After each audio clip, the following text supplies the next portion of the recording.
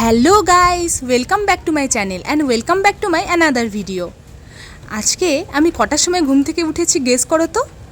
আজ আমি 4:30টার সময় ঘুম থেকে উঠে গেছি। আমি তো নিজেই অবাক, বিশ্বাসই করতে পারছি না। আজ একটা কাজে আমি এক জায়গায় যাব, তাই এত তাড়াতাড়ি ঘুম থেকে উঠে গেছি। কোথাও যাওয়ার আগের দিন কিন্তু মনের মধ্যে একটা আলাদাই এক্সাইটমেন্ট কাজ করে, যার জন্য আর সকালে ঘুম থেকে উঠতে কিন্তু কষ্ট হয় না। আমি ঠাকুর প্রণাম করে নিয়ে চলে আসলাম ব্রাশ করতে করতে ভাবছিলাম স্নান করব কি করব না। এত সকালে স্নান করলে যদি ঠান্ডা লেগে যায়। তারপরে মা বললো স্নান করতে হবে না, এসেই একবারে স্নান করব। আজকের ওয়েদার দেখে যা মনে হচ্ছিল বেশ গরম পড়বে, তাই আর অন্য জামাকাপড় ঘাটাঘাটি না করে একটা জিন্স আর একটা নর্মাল টি শার্ট পরে নিলাম। চলো আজকের ভিডিওটা দেখতে থাকো। আমি যাওয়া থেকে বাড়ি আসা অবধি তোমাদের পুরোটাই শেয়ার করব। প্রথমে বাবা আমাকে বলল বাবা একাই আমাকে বাস স্ট্যান্ডে ছেড়ে আসবে। তারপর এই আমার অবাধ্য ভাই ও চলে আসলো, ওদেরকে টাটা দিয়ে আমিও চললাম। দেখো বাসে কি ভিড়, আর এই বাসগুলোতে না জায়গা থাকুক না থাকুক ঠেসে ঠেসে লোক ঢোকাবে। মনে হয় একজনের ওপর আরেকজন পড়েই যাবে, বসে পড়বে, তাও এরা বাস লোক ঢোকাতেই থাকবে। উইন্ডো সিটটা পেয়েছিলাম বলে ভোরের এই প্রাকৃতিক দৃশ্যের সৌন্দর্য আমি কিন্তু বেশ ফিল করছিলাম। কি দারুণ লাগছে। আজ আমি যাচ্ছিলাম শিলিগুড়ি। না ঘুরতে না, আজ একটা পরীক্ষা ছিল শিলিগুড়িতে, তাই ভোরবেলায় রেডি হয়ে শিলিগুড়ির পথে রওনা দিলাম। ওই দেখো পাহাড় কাছে চলে এসেছে, তার মানে আমরা শিলিগুড়িতে ঢুকেও পড়েছি। আর জানো না, বাস থেকে পুরো কাঞ্চনজঙ্ঘা একদম স্পষ্ট দেখা যাচ্ছিল। আমার যে কী আনন্দ হচ্ছিল, এতদিন পরে কাঞ্চনজঙ্ঘা দেখতে পেয়ে আমার মন প্রাণ পুরো একদম জুড়িয়ে যাচ্ছিল। আহা কি দৃশ্য, যে চোখে দেখবে না সে কিন্তু বিশ্বাস করবে না। মনে হচ্ছিল এখনই এক দৌড়ে পাহাড়গুলোতে চড়ে যাই আর কিছুদিন ওখানেই থেকে যাই। আমি কিন্তু বড্ড পাহাড় প্রেমী। তোমরা কে কি ভালোবাসো আমাকে জানাও অবশ্যই। দেখো কাণ্ড, পাহাড়ের প্রসঙ্গ আসতেই আমি ওদিকে পরীক্ষার কথা ভুলেই গেছি। 10:15-তে আমার রিপোর্টিং টাইম, তাড়াতাড়ি পৌঁছতে হবে তো। তাই আর দেরি না করে বাস থেকে নেমেই ডিরেক্টলি আমরা পৌঁছে গেলাম এক্সাম সেন্টারে। চলো তাহলে এক্সাম দিতে যাই। এক্সাম থেকে বেরিয়ে আবার দেখা হচ্ছে। এই যে ক্লিপটা, এটা কিন্তু আমাদের এক্সামের পরেই। ও আর একটা কথা তো বলাই হয়নি, আজকে আমার সাথে ছিল এই যে মহারানী অনিমিতা। ও আমার বোন কম ফ্রেন্ড বেশি। আমরা যে শিলিগুড়িতে থাকতে কি কি কাণ্ড ঘটিয়েছি একমাত্র আমরাই জানি।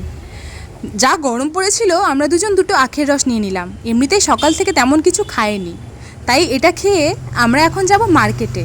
আর আজকে যাব স্পেশালি জুডিওতে, আর তোমাদেরকে দেখাবো। চলো তাহলে জুডিওতে যাওয়া যাক।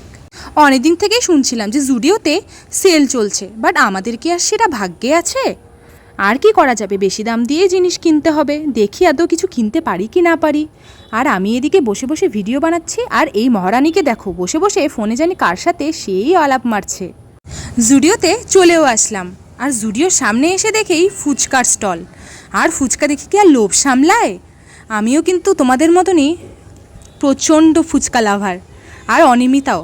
আমরা শিলিগুড়িতে থাকতে কিন্তু রোজ ফুচকা খেতাম। আর ওর এক্সপ্রেশন দেখে তো তোমরা বুঝেই গেছো। ফুচকা খাওয়া শেষ করে আমরা জুডিওতে ঢুকবই, সেই সময় দেখি জুডিওর নিচে ট্রেন্ডস। আর এটা কেন বাদ যায় তাহলে? ঢ্যাং ঢ্যাং করতে করতে দুজনে চললাম ট্রেন্ডসে। আমি তো ভেবেছিলাম তোমাদেরকে সব কিছুই শেয়ার করব, তাই সেই মতো আমি ভিডিও অন করে ট্রেন্ডসের ভিতরে ঢুকে পড়েছি কালেকশনগুলো দেখাবো বলে।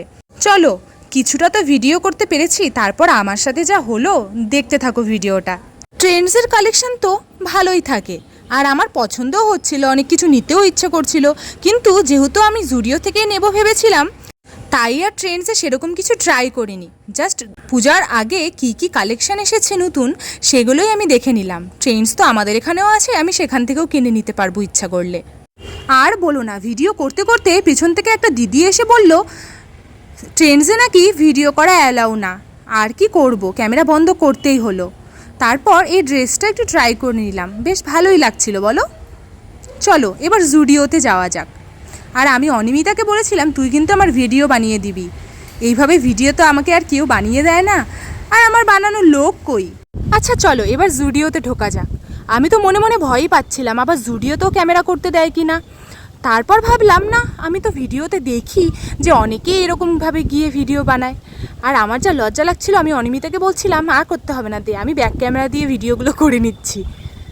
আর জুডিওতে এত কম দামে এত সুন্দর সুন্দর কালেকশন পাওয়া যায়, আমার কিন্তু খুবই পছন্দের। আর এই টপটা আমার আর অনিমিতার কিন্তু দুজনেরই খুব পছন্দ হয়েছিল। আর এত সুন্দর সুন্দর কালেকশান, মনে হচ্ছিল সবগুলোই তুলে নিই। কিন্তু এত ধনী হলে কি আর জুডিওতে আসতাম? জুডিওর মতো একটা নিজের কোম্পানিই খুলে নিতাম, কি তাই না? আর জুডিওর কালেকশান দেখতে দেখতে আমার আর অনিমিতার আর হুঁশ নেই, বাড়ি ফেরার কথা আর একটুকু মনে নেই। আমরা প্রে করছিলাম যেন সেলটা এখনও থাকে। আর আমাদের পোড়া কপাল, আর কি করা যাবে, দাম দিয়েই জিনিস নিতে হলো। কি কি নিলাম সেটা তোমাদের আরেকটি ভিডিওতে দেখাবো। আপাতত তোমরা কালেকশানগুলো দেখে নাও। আর এদিকে ছিল জুতোর কালেকশান, জুতোও কিন্তু অনেক ধরনের ছিল। তারপর আমি আর অনিমিতা একগাদা জামা কাপড় নিয়ে চলে গেলাম ট্রায়াল দিতে। তোমরা ড্রেসগুলো দেখতে থাকো আপাতত, আর আমাকে জানিও কোনটাতে আমাকে বেশি ভালো লাগছে, আর আমি কোনগুলো নিলাম সেটাও তোমরা গেস করো।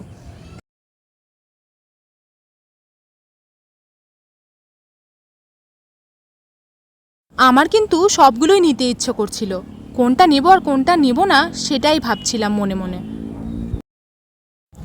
তোমরাও নিশ্চয়ই জুডিও থেকে শপিং করেছো। আমাকে তোমাদের জুডিও থেকে শপিং করার এক্সপিরিয়েন্স অবশ্যই জানাবে। আমার কিন্তু বেশ ভালোই লাগে। ওয়াও, কি সুন্দর না এই ফ্লোরাল টপটা! আমার কিন্তু খুব নিতে ইচ্ছে করছিল। তারপর এই ড্রেসটাও ট্রায়াল করে নিলাম। তারপর জুডিও থেকে শপিং শেষ করে আমরা চললাম বাড়ির উদ্দেশ্যে। বাড়ি যাব বললে কি আর বাড়ি যাওয়া যায়? এতদিন পরে শিলিগুড়িতে এসেছি, হংকং মার্কেটে না ঢুকলে হয়? আর কি, মার্কেটে ঢুকেও পড়লাম। বাকি যতটুকু হাতে টাকা আছে সবটুকু খরচা করে একবারে ভিখারি হয়ে বাড়িতে যাব, এটাই আমাদের উদ্দেশ্য। তারপর চলে আসলাম স্ট্যান্ডে। স্ট্যান্ডের পাশেই একটা খাওয়ারের দোকান ছিল। আর সকাল থেকে যে ভাত খাইনি, আর এই ভাতের খিদে এখন আমরা মেটাচ্ছি। তখন প্রায় 3টে বাজে, এখনও বাড়ি যাওয়ার নাম নেই। আর ওদিকে মা বাবা কল করে করে অস্থির করে দিল। তারপর আর দেরি না করে বাসে উঠে পড়লাম। আর এতদিন পরে দেখা হয়, আমাদের এত যে গল্প জমেছিল সেগুলো শেষ করে অনিমিতা ওর বাড়িতে নেমে পড়লো। আর আমি একা একাই বাড়ির পথে রওনা দিলাম। এমনিতেই বাড়ি আসতে এত লেট হয়ে যাচ্ছিল, আর তার মধ্যে বাসটাকে মাঝ রাস্তায় থামিয়ে দিল। কি যে করছিল প্রথমে তো বুঝতে পারছিলাম না। তারপরে শুনলাম গাড়িটা নাকি সিএনজি গ্যাস দিয়ে চলে, তাই গ্যাস লোড করছিল। তারপর সব প্যাসেঞ্জার আবার বাসে উঠলো। তারপর আবার বাস রওনা দিল বাড়ির পথে। আর রাতের আকাশটা আজকে এত সুন্দর লাগছিল, তাই আর আমি ভিডিও না করে থাকতে পারলাম না। আর শিলিগুড়িতে আজকে যা বীভৎস গরম ছিল, এত টায়ার্ড লাগছিল, মনে হচ্ছিল কখন বাড়িতে গিয়ে ফ্রেশ হয়ে ঘুমিয়ে পড়ি। আজকের ভিডিওটা এই পর্যন্তই। ভালো লাগলে চ্যানেলটাকে সাবস্ক্রাইব করে দিও।